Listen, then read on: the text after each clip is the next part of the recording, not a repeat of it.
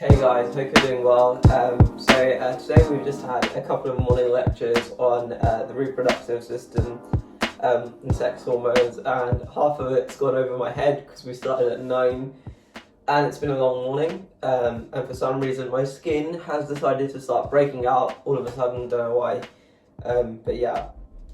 Today's video I wanted to talk to you about Deepmind.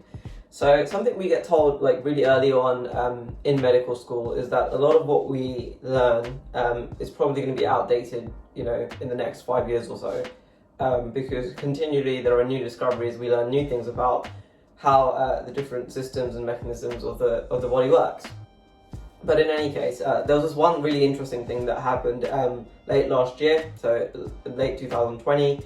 And that was Deepmind making like a significant advance in the AI kind of algorithmic approach of understanding how proteins fold.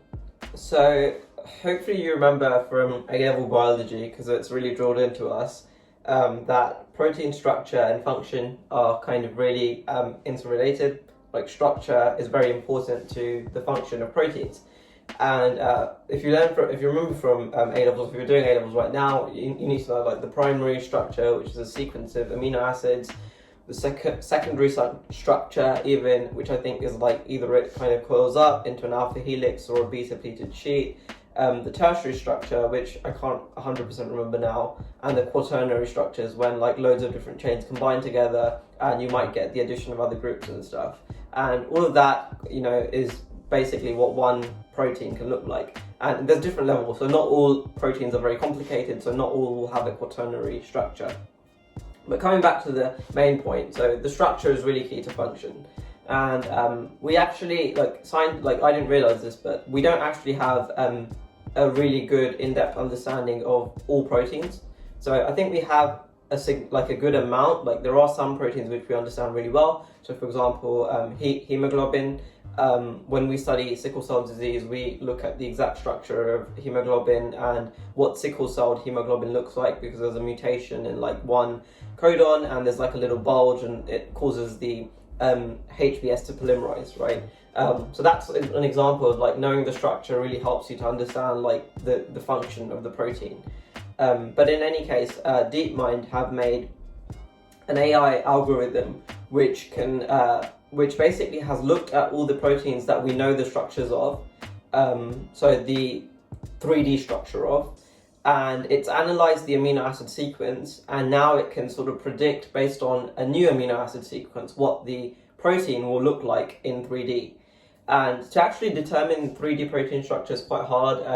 Apparently there are techniques like X-ray crystallography or something like that, which costs a lot in terms of lab time and equipment, because as you can imagine, like the folding process probably happens very, very quickly, and they're very small. I'm going to link what was basically all the news around this. I'll find a really good like article or something on Deepmind's website where you can read further. But it's really interesting because AI and medicine seem like there's a prime kind of real estate for crossover that's only going to keep growing in the near future, because AI is like machine learning and AI is really taking off. And it's interesting to think about potentially what that means for medicine going forward, because I feel like my intuition tells me that a lot of progress in medicine over the next few decades will probably be like closely related to AI advances. And not just medicine. I think that probably applies generally across all industries actually, because AI is such a fundamental technology. So yeah, I mean I could continue talking about Deepmind because I'm really interested in their story. Like I was following them many years ago, back when I was at UCL, and they were bought by Google for a lot of money. And initially they were working on games like there's an ancient Chinese game or Asian game, I'm not sure if it's from China, called Go. So Deepmind created a AI algorithm to sort of face against players in this ancient game, which is called Go, and the AI program that they made is called AlphaGo. And before this, so I don't know if you guys if you guys are into this sort of thing, you'll remember there was a IBM computer called, I think, Deep Blue, I'm not sure, that beat like the world chess champion in the early 2000s, maybe it was late 1990s, but it was quite a while ago, which was like at the time I think considered a really big thing, because like people didn't think that you could beat a world chess champion with a computer that's just pre-programming moves. But in any case, doing the equivalent for Go was actually a significantly bigger thing. And the reason is, I think partially, well, one of the reasons is the number of potential moves that you can play in Go are more than the number of atoms in the universe.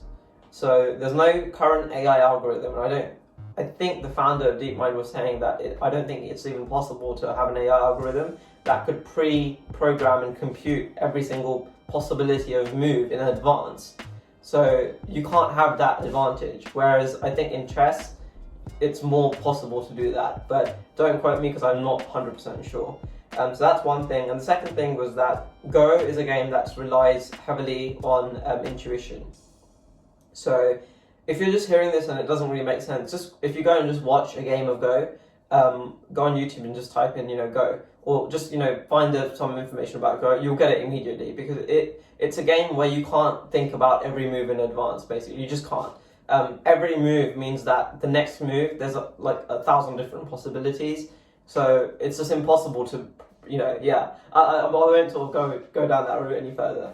But that was, so that advance was a huge thing. And the player, so they ended up beating like one player. And I'd really recommend, sorry to interject myself, but I really recommend, if you're interested in this, go watch, there's an AlphaGo documentary on Deepmind's YouTube channel, which is fantastic. It's really worth a watch. It's about an hour and 30 minutes, and you'll enjoy, like if you're into this kind of thing, you'll really enjoy it.